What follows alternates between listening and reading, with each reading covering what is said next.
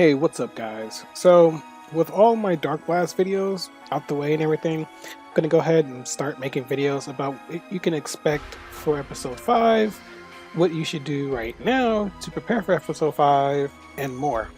So, just to get this out the way, because I'm asked this on a regular basis, I don't know when episode 5 is coming out. I don't know. So, it said Q3.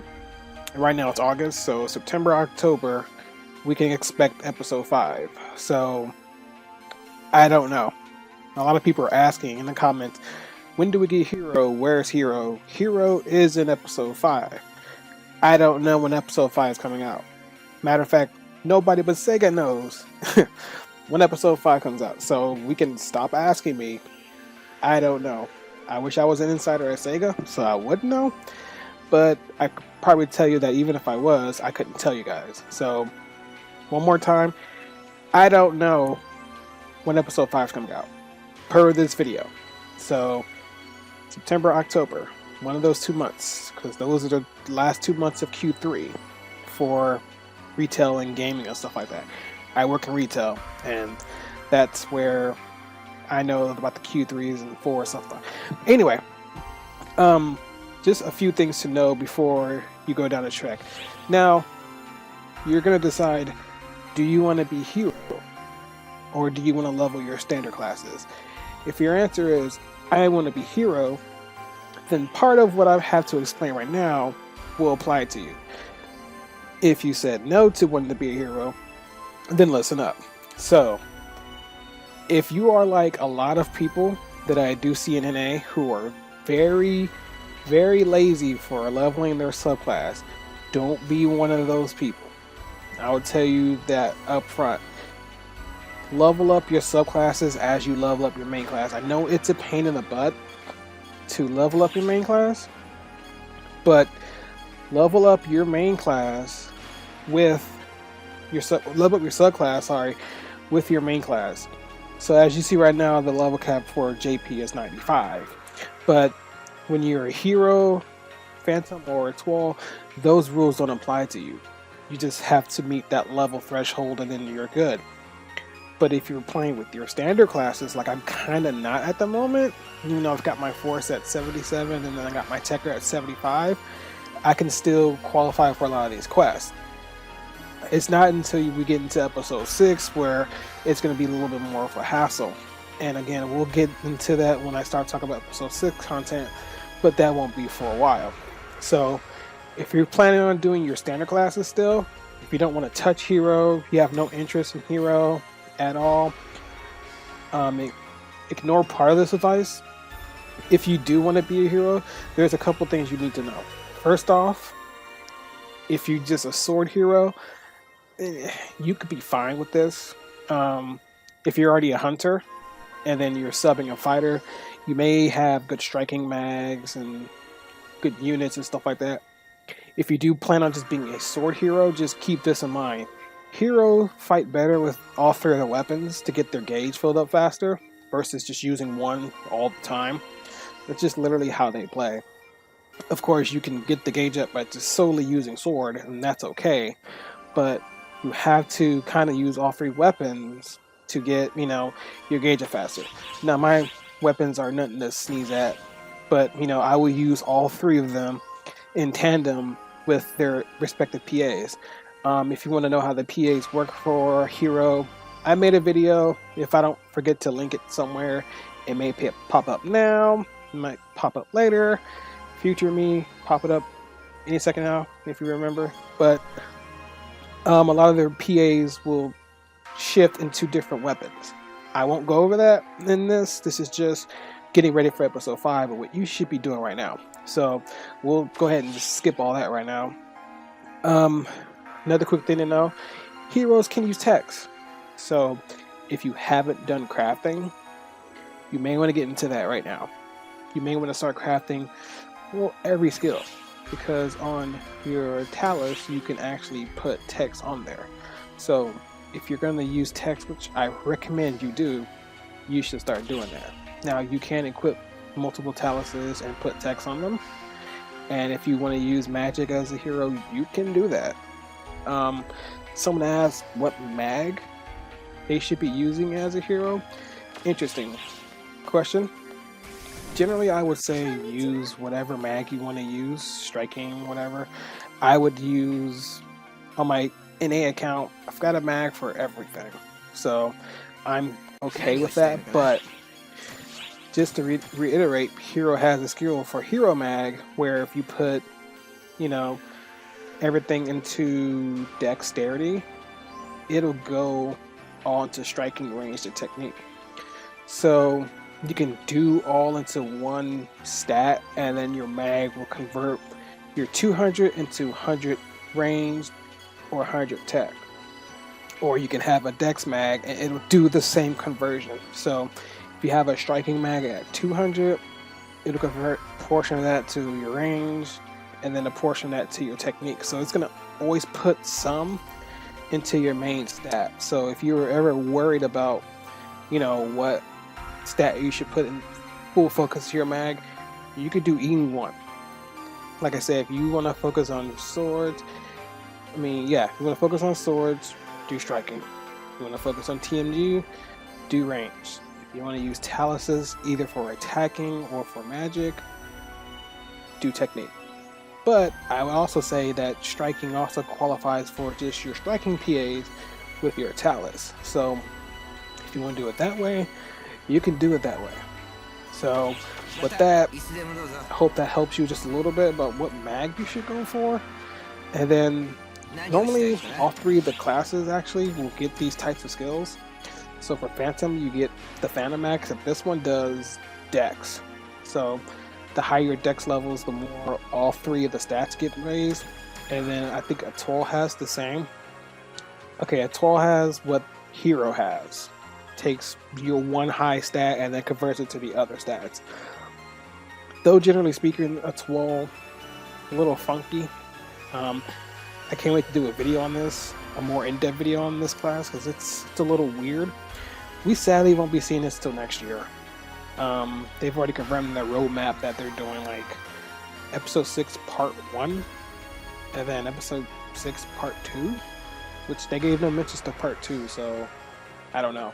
Anyway, this is not an episode 6 video, so now that we got all that out the way, let me show you some of the quests we'll be getting into. So we do get one new free field. It's actually a rather fun free field. I will make another dedicated video for this. So you go to free field and it's all the way at the bottom. So it's the Enchanted Forest and it starts off at level 55. So your sub level could be whatever if you're leveling that. Enchanted Forest is actually it's a weird like kind of Dungeons and Dragons kind of vibe, and I love Dungeons and Dragons, so it's really fun type of area. You unlock this sometime in story, or it may already just be unlocked. I know in episode 4 they made you complete Tokyo to do this, but since this is the only new one we have, it should be unlocked immediately, or you may have to do some missions. It comes with 3 difficulties: start with very hard, and then super hard, and then extra hard.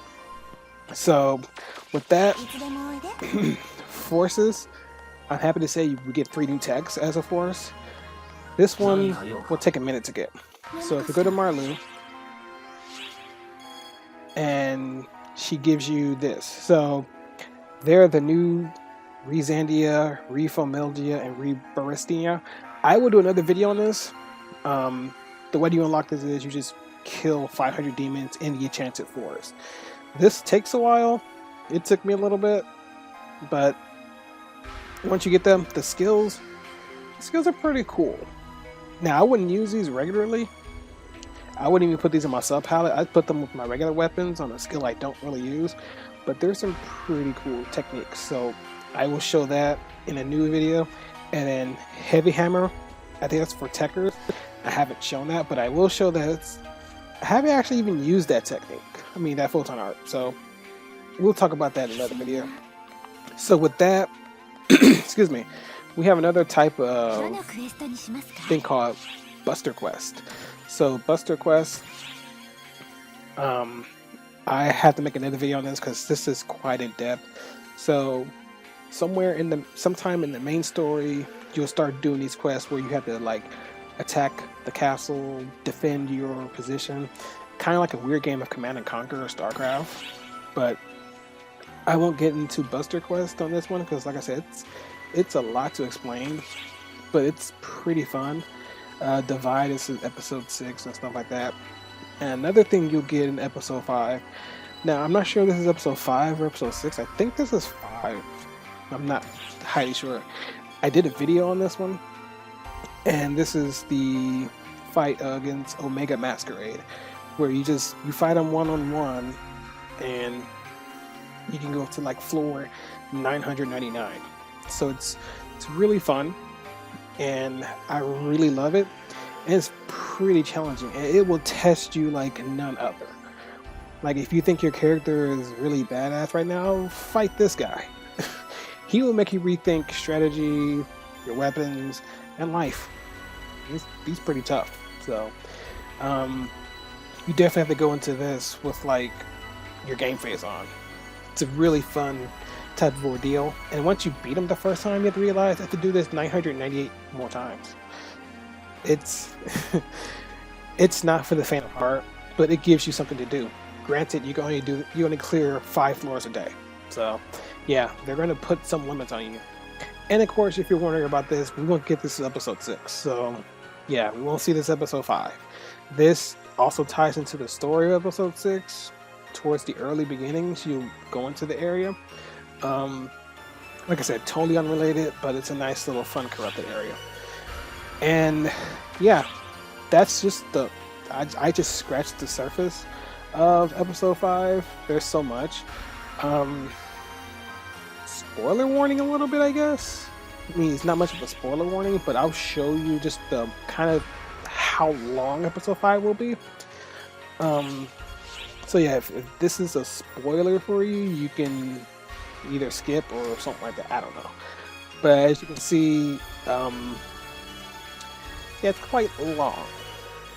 So yeah, and there you go. So, like I said, won't go into just much of the story, but there are Buster quests to do in the main story. Just scroll up here, and as soon as I find it, well, they're here somewhere. Okay, yeah. So here are the Buster quests. I didn't do these. I just left them. You can matchmake into these, and usually people will still do them.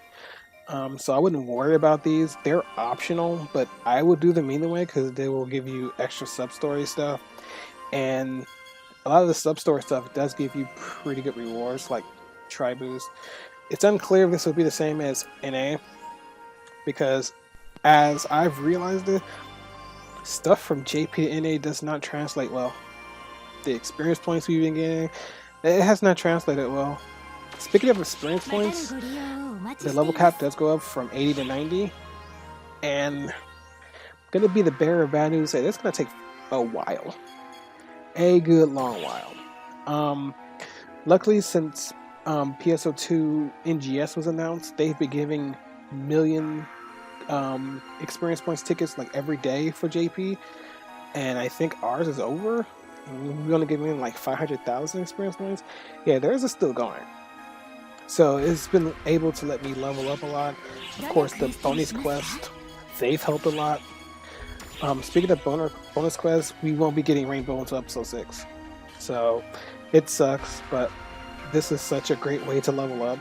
Like, yeah, you can get definitely at least 1 or 2 levels doing this if you've got a lot of experience points boosters and stuff. This is pretty fun. And it's a shame we have to wait a while. I don't know how long we have to wait for this. Hopefully when episode 6 comes right out, it'll be here.